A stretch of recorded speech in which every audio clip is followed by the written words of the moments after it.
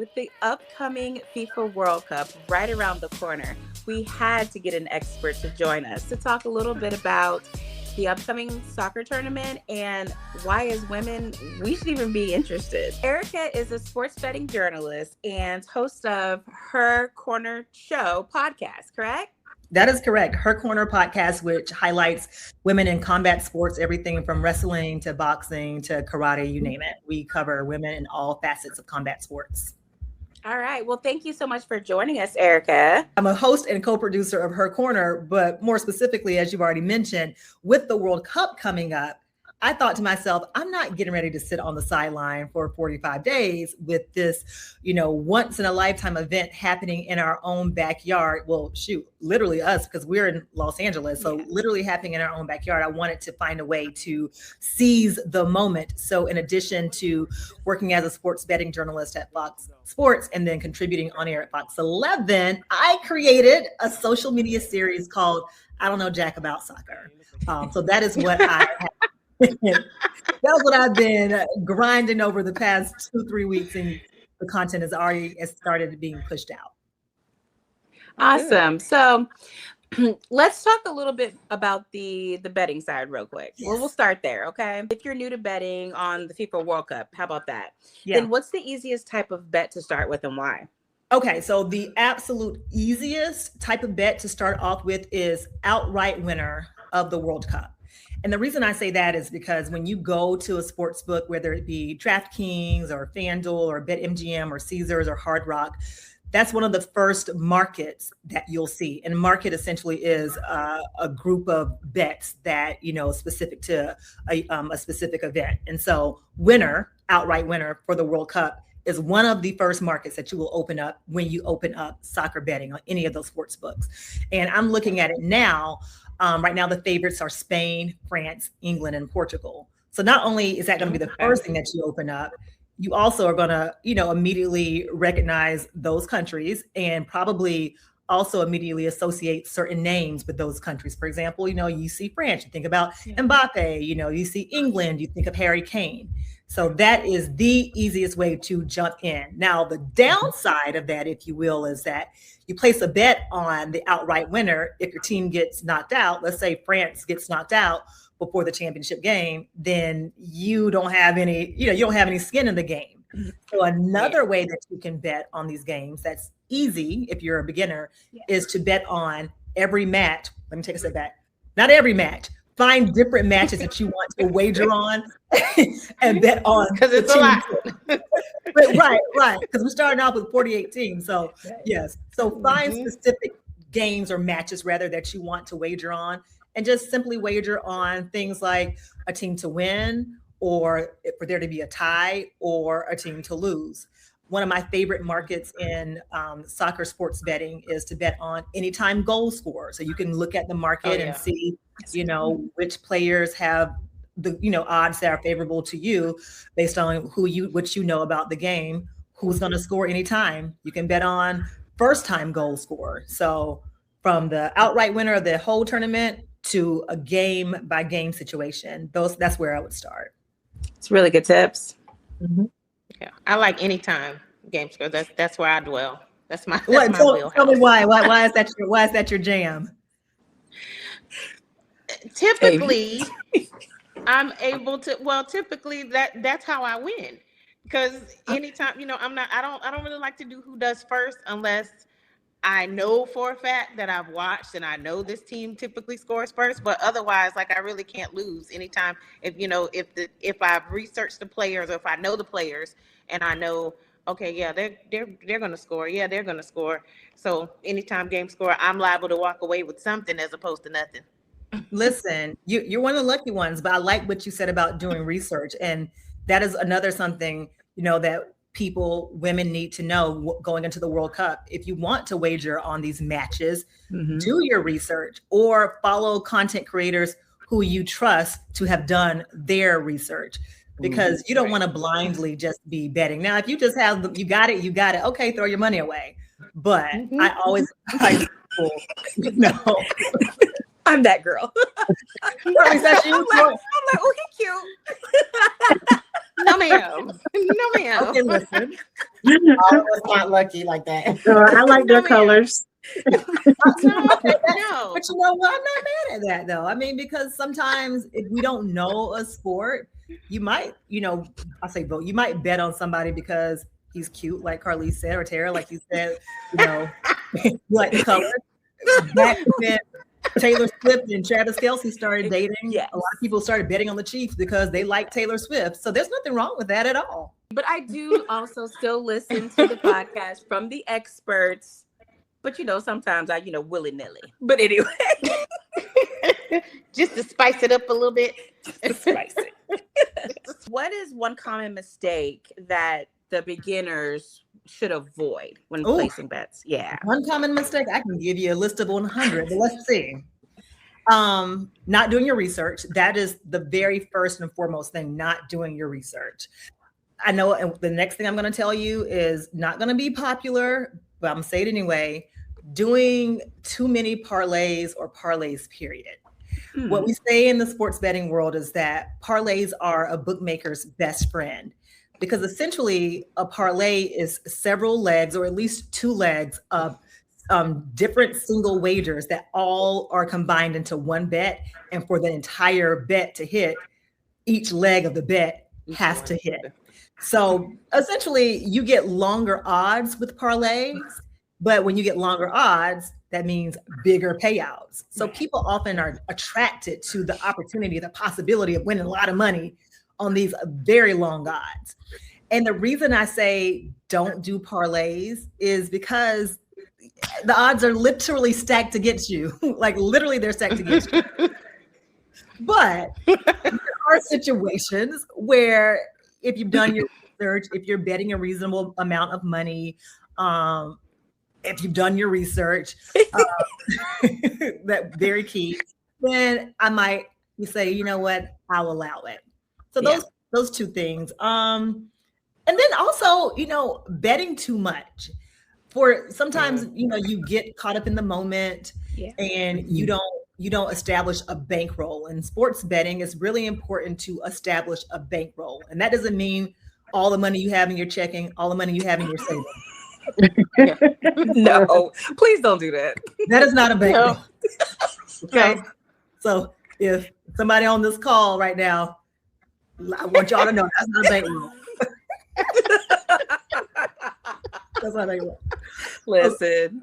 A bankroll is the specific amount of money that you have budgeted separately only for betting. That once you separate that money from like your money, you're not going to put any more into it. You're not going to take from savings. You're not going to put it on a credit card. If you say my bankroll is $500 to bet from June 1st to January 1st, that's all. And if you make more money from wagering, that's great. Your bankroll could grow, but it should not be growing from you taking more money out. So, only in Vegas, right? Only in Vegas. Listen, what happens in Vegas? It's in Vegas. So yeah. Really great tips, Erica. Thank you. So when you think about the upcoming World Cup, what is the one vibe or trend that you're most excited to see? Oh, you know what? I am most excited, and this is kind of selfish, but this is true. I am most excited to see people, content creators, journalists covering the World Cup from a cultural perspective. Okay. As a football girly, when come football season, Carlise can tell you, we get so in the weeds of the X's, the O's, the trades, the injuries, that I would say generally we don't celebrate the culture of American football as journalists during the season, because you're just so knee deep in trying to pump out the news. But for the World Cup, I have really enjoyed watching creators, talk to former players. I myself have had an opportunity to talk to some professional players. I interviewed LAFC's play-by-play announcer, and we talked not so much strategy, but how the players on the current LAFC team are being impacted by this World Cup. We have talked about, what it's like hosting the World Cup along with Mexico and Canada. So the cultural aspect is, I guess it's a trend in a way, in a sense, because we don't see that with American sports. I'm really enjoying that aspect of it. Good. One of my coworkers is super excited because she's Haitian, and Haiti is in the running. And I mean, she runs around screaming and excited. She said, and she admits she doesn't know a thing about soccer. However, her country is represented. Yeah. So that alone, and I love to see it. When I go to work, I love to see it because I love to see the enthusiasm behind supporting your culture. Right. Yes. Max Brados, actually, you'll see when the episode comes out, has Haiti as one of his underdog teams to watch. So your coworker might be onto something there. I'm like Amy. I've never been a soccer fan, but my son, he's 8. He plays soccer, and that's kind of like his favorite sport right now. So when I'm at his game, I'm all in. But when I get home and it comes on TV, it's kind of, to me, it's kind of like baseball. Oh man. Well, so are you not excited about the World Cup now then? I mean, if I had a team that I liked, then I could possibly, or yeah. Okay. If I'm like Amy's co-worker, if I was from like Haiti or Jamaica or guess something. what? You could root for USA. Okay. Girl. Only because I said that because I'm not into soccer. So the USA team, I don't know what their stats are. So the USA team, as it's been explained to me by the experts, we're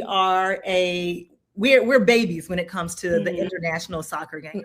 These other countries across the globe have such a storied history when it comes to how they represent and how they've impacted soccer on an international level. However, I chatted with Priska Chalupia, who is the starting forward for Angel City FC, and I asked her, since she's Zambian. I was like, well, since your Zambian guys are out, who are you cheering for? She's like, I'm cheering for all the African teams. So there you go. There you go. Do with that what you will. Maybe you're African and Caribbean. There you go. Problem solved. Watch it with Dawson, and it'll give you some insight. I'll find out who his don't favorite bet though. player is. Don't place any bets since you don't know what you're doing. No, I'm not. How many females have you interviewed or come across that are associated with the World Cup? Because is that like, I know they have, so like for me, for watching my daughter, the 5 seasons she's played, and she's young, but they have like all girls teams, but then boom, she'll always get thrown onto a boys team and be the only girl.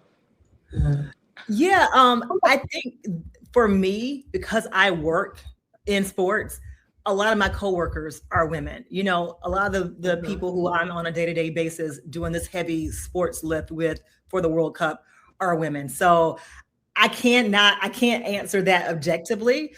Out in the wild, again, because I'm like actively seeking out content that aligns with what I'm myself am filming and shooting and curating. I'm looking for women whose perspectives could be similar to mine. So again, not the most objective person.